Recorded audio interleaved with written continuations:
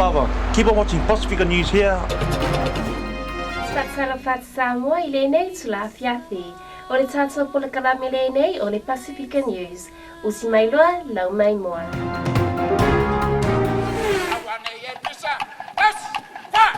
Awane e pisa, awane to e ma, tamai tine e pua yangano, e pua yangano mai fala, ole a pape a pia. Awane e pisa, awane to e ma, tamai tine e pua yangano, e pua yangano mai fala, ole a pape a pia.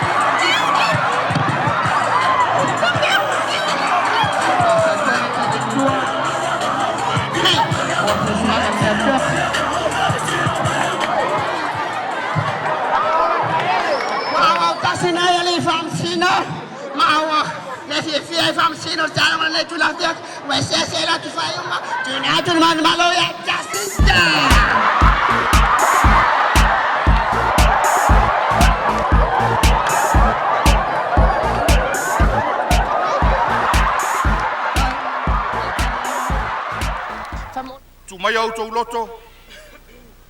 tu whatasi mo mātou manatu, se o tātou vivi I le atua.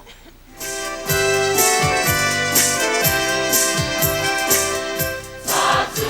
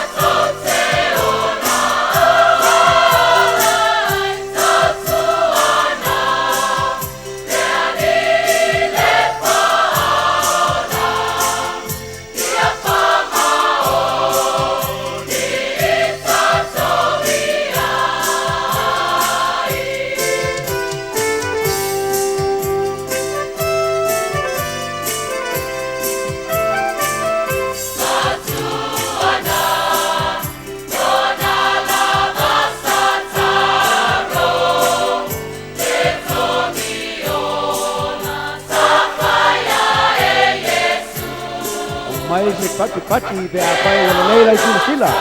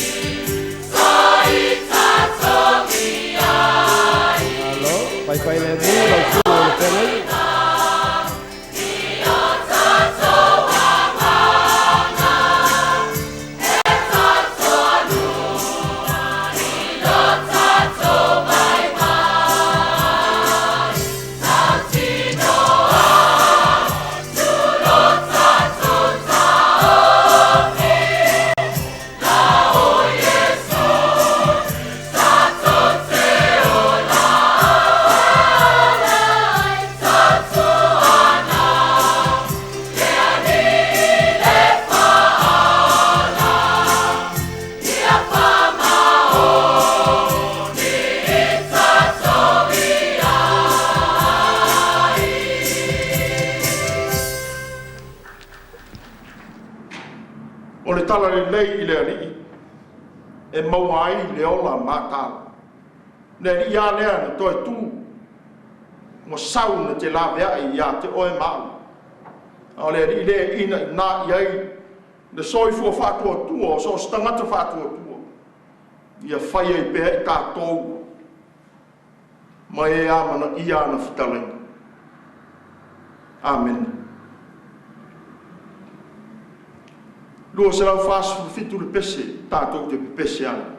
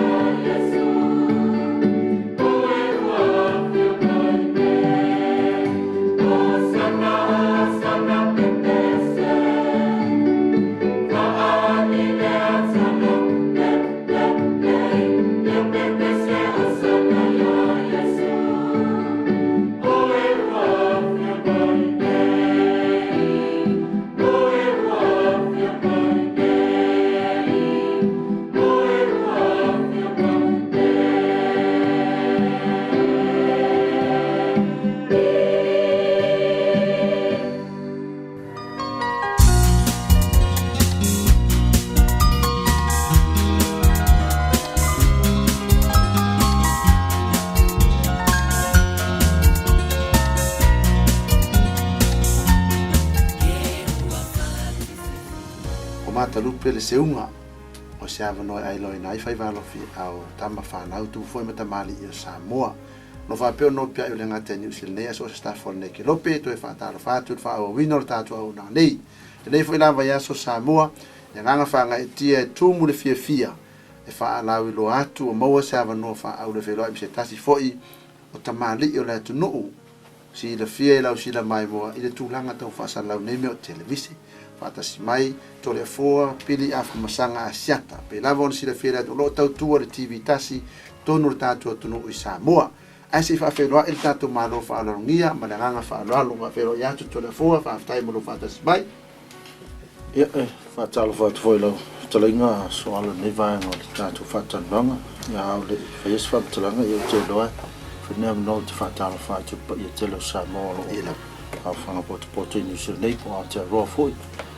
Pa ia lea wā tama mo nā tu wāinga. Dera ba. Ia, wāinga foi ma nā tu tama. Nau so ngā tu mompule tu au ma la taua ainga le tai mana wā au whati. Ia, au te whātalo whātu nei wāinga o le tātou tāpo inga. Ia, mai se foi ia le. So fo le sunga le tātou ta iulu le proclaim whanga solo. Ma lor soi fo mauma langen ba. Malo, ia muli atu foi lea kana whaafitai ona ole. Amana ia foi whaatala ulatu. Se tato murmuru au foi nei vai tau sanga le foi aso le ko murmuru au ka ko foi e Samoa wa fer por calamele ele au na nei te mali i tato no ia to la foi pe lavon tau tuai Samoa tivitas ona o se to fa lau de lius to fa wa e foi da fionga de fa urunga al mana mar pulenga tivitas i Samoa se i tau fa lau bi loa